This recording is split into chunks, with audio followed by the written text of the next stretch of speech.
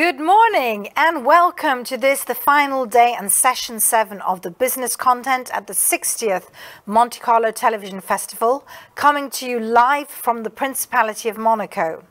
We've been bringing you a hybrid format this week, both in person and online, with our virtual participants and speakers joining us on Zoom. The festival biz content, it includes an exceptional lineup of legendary showrunners, international producers and industry executives who are collectively shaping the future of television. Today, this morning, we have 3 sessions lined up for you. We're kicking off in just a few minutes with a producers one-on-one, producing a worldwide phenomenon with Bernth and Gareth Neame. Following that, at 10:45, we have Candid Reflections with Checky Cario, who is this year's Monte-Carlo Television Festival Crystal Nymph Honorary. And then, last but of course not least, at 11:30, we have a CEO conversation with Anna Marsh, the CEO of Studio Canal. So stay with us. We've got a great program lined up with you. So we're sure you will and have throughout the week enjoy this engaging program of intimate one-on-ones, inspirational keynotes and engaging panels, which have been and continue to do so this morning, addressing international content creation, production, the shift in digital and the continuing impact of the pandemic, and of course much more. So we've been had our experts sharing their insights all week, and we look forward to this morning's sessions. For any of us joining virtually on Zoom, please feel free to chat in the chat box and let us know where you're from. Also, any thoughts you have, you can also add in the Q&A. You can find Q&A at the bottom of your toolbar as well. If you have any questions for the panelists, please do, specifically for this session, please do ask away and we'll make sure they get these questions to them at the end of the session. So we're going to start off. Oh, just one thing, if you have any social media you'd like to share, anything you've listened to on social media, please do. We have Twitter, LinkedIn, we have loads of social media channels. So please share with our hashtag #FestivalBizContent any thoughts you have on the program. So I think that's enough from me. We're about ready to kick off with the producers one-on-one after this short clip, so enjoy the session.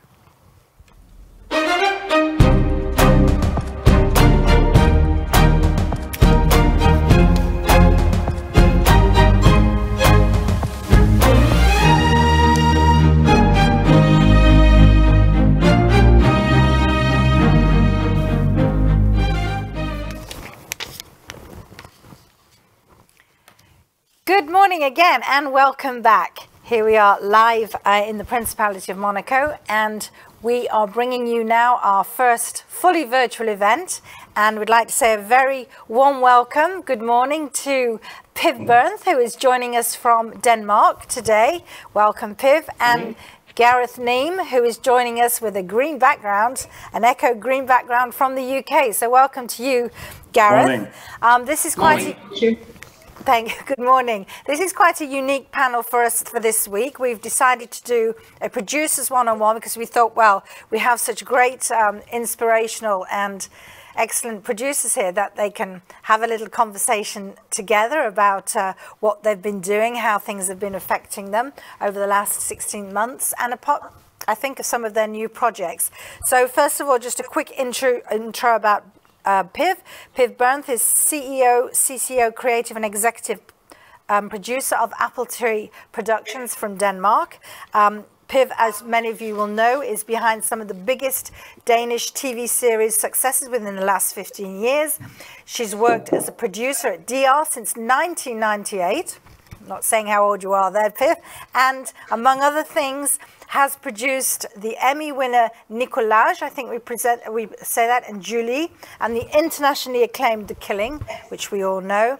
And she was also executive producer on The Bridge. I think some of these have been involved in the Monte-Carlo Television Festival as well. So, and Piv has also been, 2012, appointed head of drama at DR, and many other series, well-known series, I think also involved in the festival. She's been involved in her country and on an international level. So I will now just give you a quick intro to Gareth, who is executive producer and CEO at Carnival Films.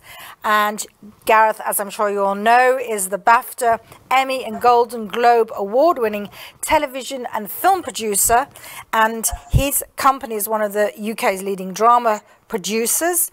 He has produced hundreds of years of compelling content around the world.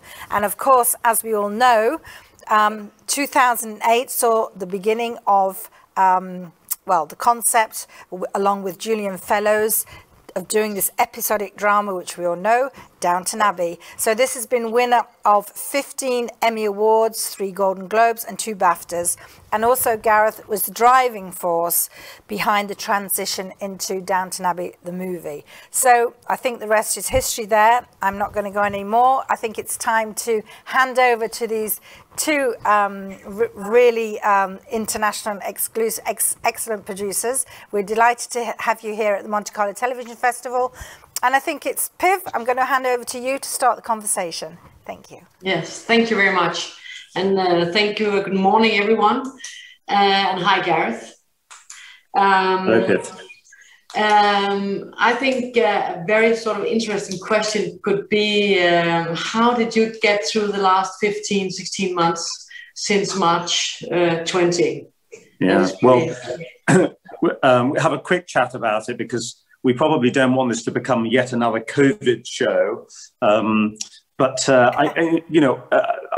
I guess actually in some ways I was quite lucky. I don't know about you, Piv, but I had completed the shows that I was due to deliver in 2020. Fortunately, they were completed in January of 2020. I was not one of those. I mean, so many of my colleagues were halfway through production and had all of that headache. And in some ways, we were quite blessed that we had finished delivery.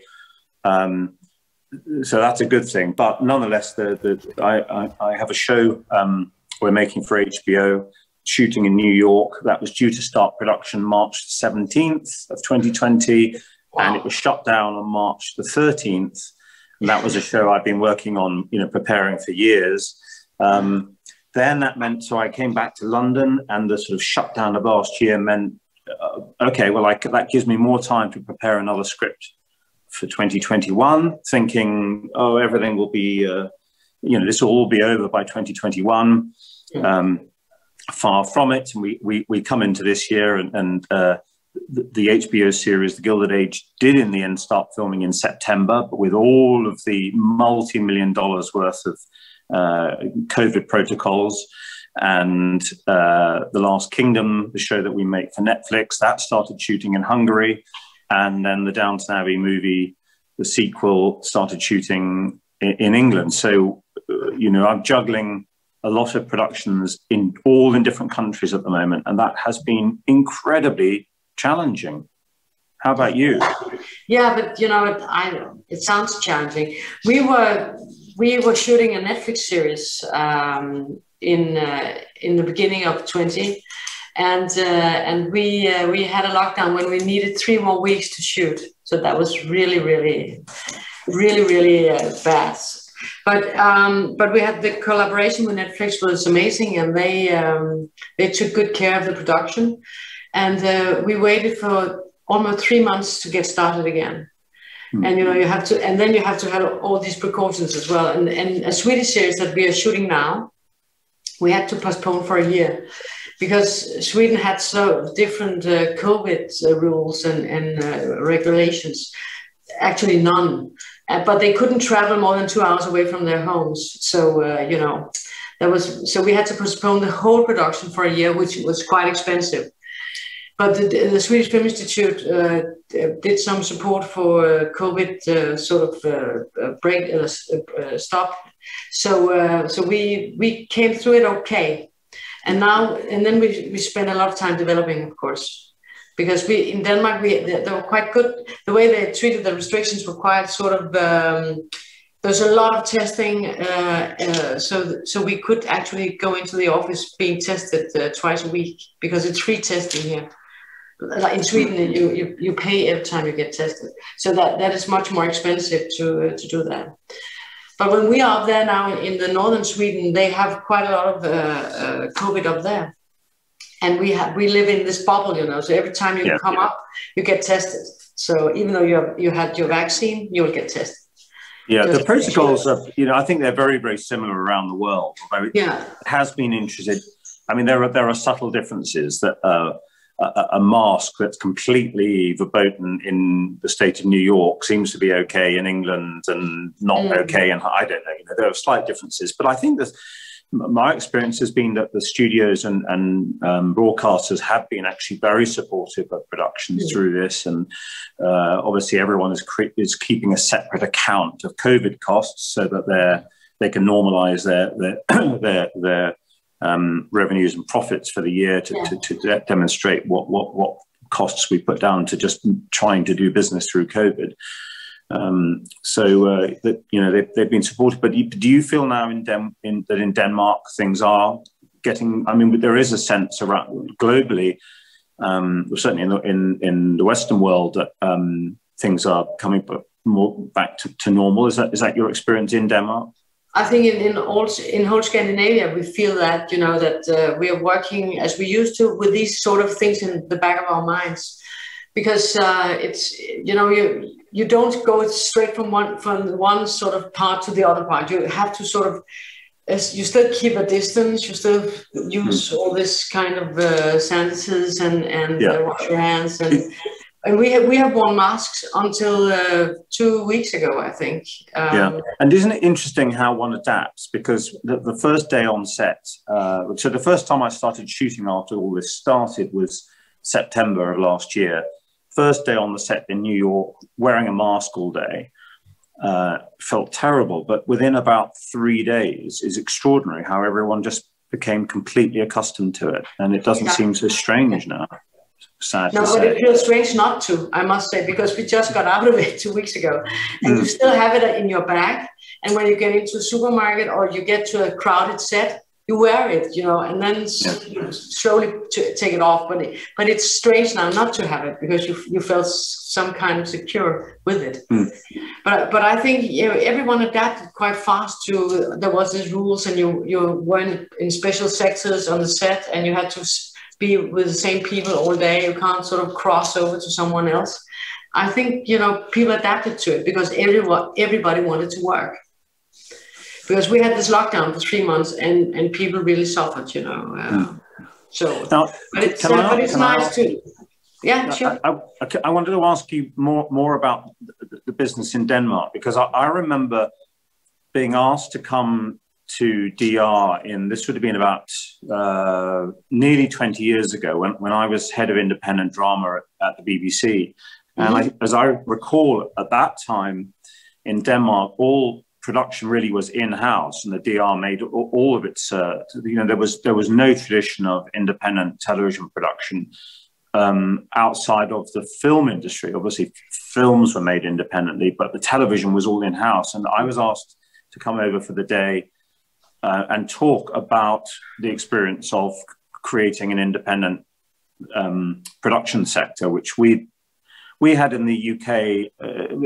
I mean, there were always independent production companies, but the majority of productions continued to be made in-house until about 2000, and then it started to change. So I think we were a bit ahead of the experience you had in Denmark, but my sense now is it's very much the same there. That, and you're now running your independent company. So how has that changed over the last 20 years? It has changed a lot because the independent production companies in Denmark has really tried to learn how to do TV series.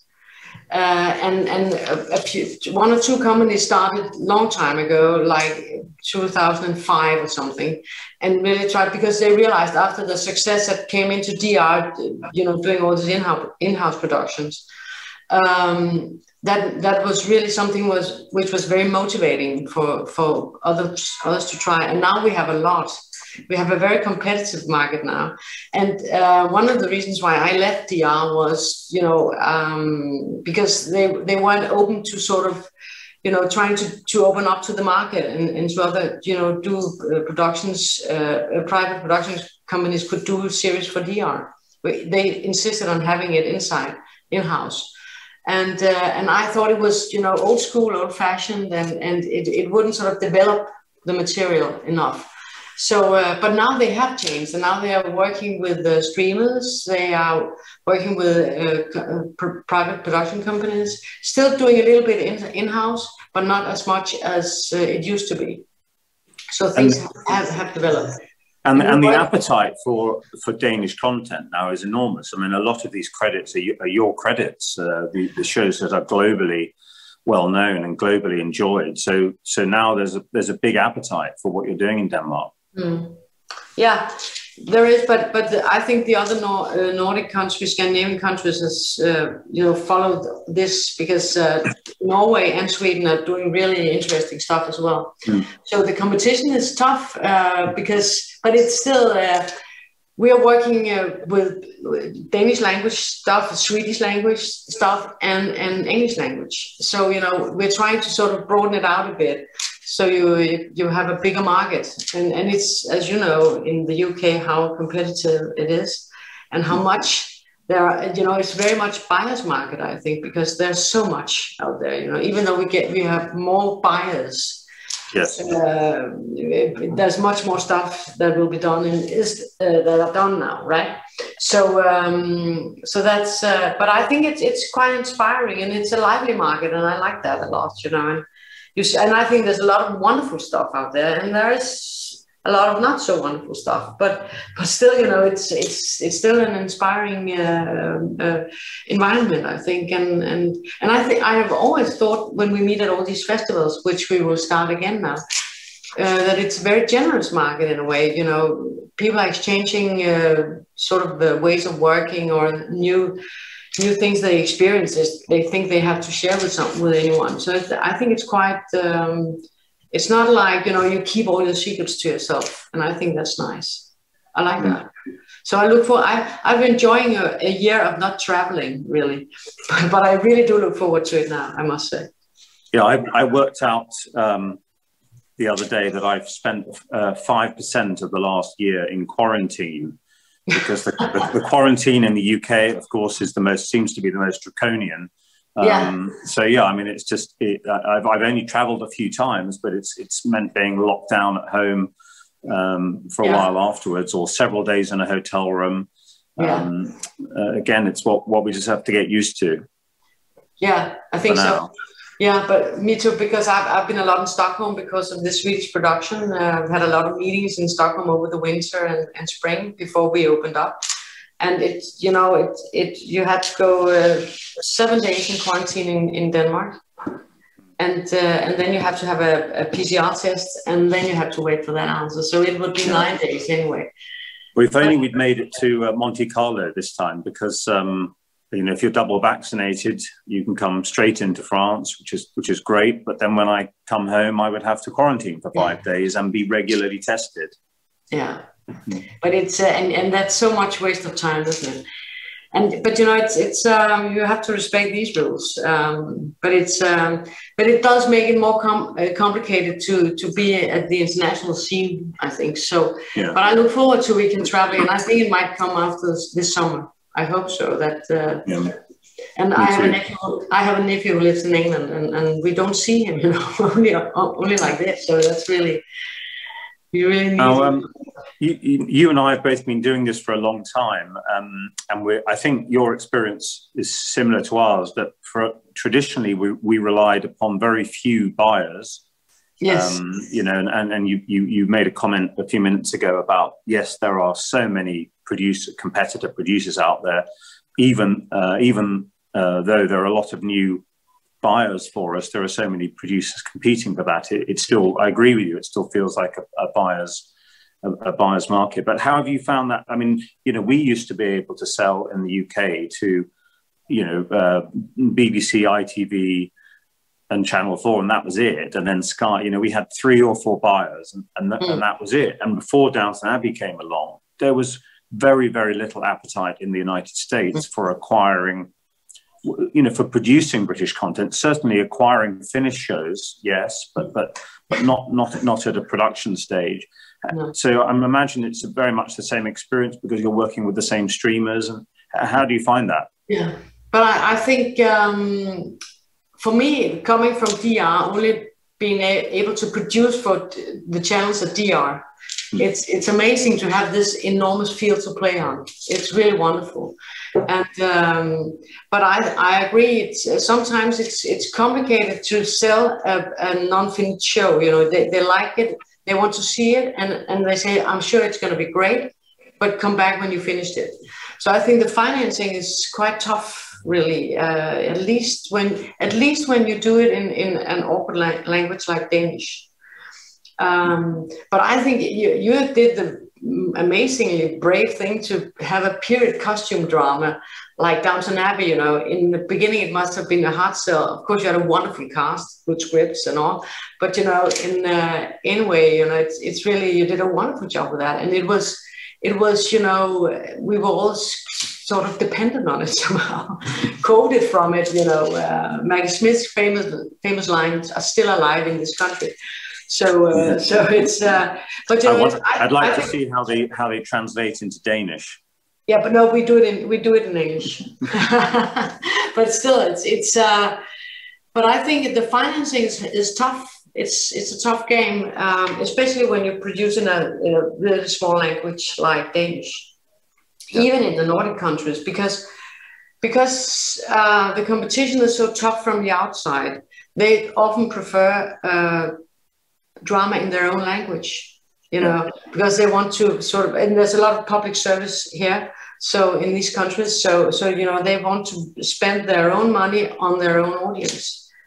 Of course, with the thought that they can sell it, but it's tough to get the financing together in such small countries as ours. But the commitment of the streamers to local languages is quite impressive, isn't it? I mean, obviously they want to break in. They want to break into all of these markets. That's why they want the local languages. But it's something I hadn't quite anticipated that they would be so open to local languages. No, but that's nice. But it's we did a show for Netflix, the one who was stopped, and it was on around New Year's and in the spring, and they really like the local language, and they want us to do it as local as possible, so you can recognize that you are actually in Denmark. Don't go abroad and shoot it.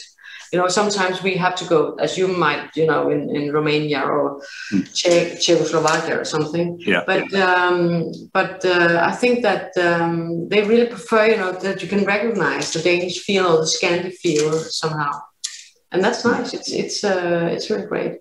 And I think I like to work with the streamers. We have had really good collaboration with them so far. So now, who do you? Sorry, that's a text I got from a show that's traveling.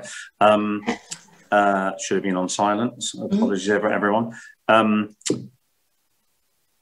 forgot. I was going to ask you something else about the streamers now, and I can't remember what I was going to ask. Okay. The text I had from a director saying he never wants to work with dogs. We've heard this before. I've lost my question. I know what I was going to ask. Is who do you? So from Nordic countries, forgive my ignorance on this. Then what presence do Amazon, Netflix have in terms of who you're selling to? But we mostly sell to Netflix, to HBO. They have this HBO Nordic, which is transferring into Max, HBO Max. Viaplay, the Net Group, Viaplay is a big thing here. Disney is coming in now. We actually have a meeting with Disney this afternoon. Amazon is settling up slowly. They're not really here yet. Will they be setting up in Copenhagen to cover the whole Nordic? Copenhagen, I think. Netflix is doing a local office in Stockholm now, and then after that, opening up in Copenhagen. So it's then they're coming to, but the market is still so small compared to Germany, UK, Spain, Italy. this is a very, very small market. So so I think they come step by step. Apart from Netflix has one of if you count it by inhabitants, Netflix has one of the biggest success in Norway. Norway is really, really they're the most subscribers there in the whole sort of area here. Well, all credit to you, Piv, with these titles that you've been responsible for from such a small country and a small presence, but you really made your presence felt around the world. So many congratulations. Yeah, and thank you. I'm really honored to meet you. It's a great pleasure. We have some questions here. Yeah, I think we've got questions coming. Yep. Hi, am I back? Great. Okay, so we have a couple of questions here. We'll start with the first one. This is on Zoom. This is from Elodie Lossi. Thank you. Welcome, Elodie. She says, do you think the pandemic will change how we produce film in the future? Filming in the future, even if life goes back to normal? Have things changed irreverently now? I think it'd be good you both give your perspective on this. Yeah, I think that, I mean, look, the pandemic will change, every aspect of our lives. What we have found on a practical level is all of the things that you used to do and that you would prefer to be able to do. So considerable amount of travel, scouting of locations in advance, face-to-face meetings. A lot of this hasn't been possible. In fact, we're about to start filming in a few days' time in a location that none of us have actually seen. None of us have ever been there. We have now, of course, that's normally ridiculous. You would go many times, you would tech scout it, and you'd have it all worked out. But that hasn't been possible with crossing so many borders. And nor have the face-to-face meetings, and nor have the pitch meetings or the sales, those haven't happened. And that kind of business transaction, it's obviously it's not peculiar to TV production or unique to TV production, but I think that has changed. But as for hopefully we will get rid of masks. That we won't have to wear those on set. Within a few months' time, and that the actual business or physical production doesn't, hopefully that goes back to what it was before. But I think we're all going to be asking the questions, do we all need to go and scout all this? Do we need to travel quite so much? Exactly. That's where I think the changes would be. What do you think, Piv?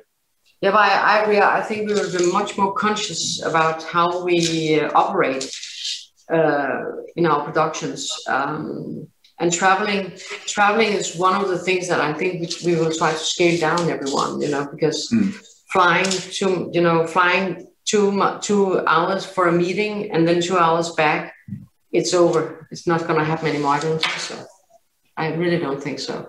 So I agree that we will have a much more conscious way of producing and learning from each other as well, I think. And that's, as Gareth said, scouting like 10 people, 15 people flying over somewhere for a couple of days and flying back. I don't think we do that anymore. I don't think so. And it might have, grown too much. It grew and grew, and at a certain point you have to sort of stop and start over again, like the dogma films by von Trier. And we just have a question from the audience here in Monte-Carlo, which would be good if you could just give us a quick overview, both of you. What are some of your priority projects right now? So, Gareth, what about you? What's something you'd like to let us know about the top of your head? So we just wrapped on The Gilded Age, which is this 10-hour series for HBO, which is filmed mostly in New York. And again, because of COVID, really pretty much entirely a New York crew and cast. And then we have the next season of Gilded Age, of The Last Kingdom. That's also just wrapped last night in Hungary. So that's just finished. So they both wrapped within the last few days. And yes, we're in the midst of the next Downton Abbey movie, which is shooting at the moment. So obviously this summer and fall will be very, very busy in post on all of those shows. And the other thing I think we've done through this pandemic is a lot of development. That's obviously the one area that we were able to continue. And actually it created opportunities. Last summer in particular, that first April, May, June, July, August of last year was a very, very busy time for development. So we have some exciting new projects coming through, which I'm not going to announce today, but it's certainly been a busy area for us.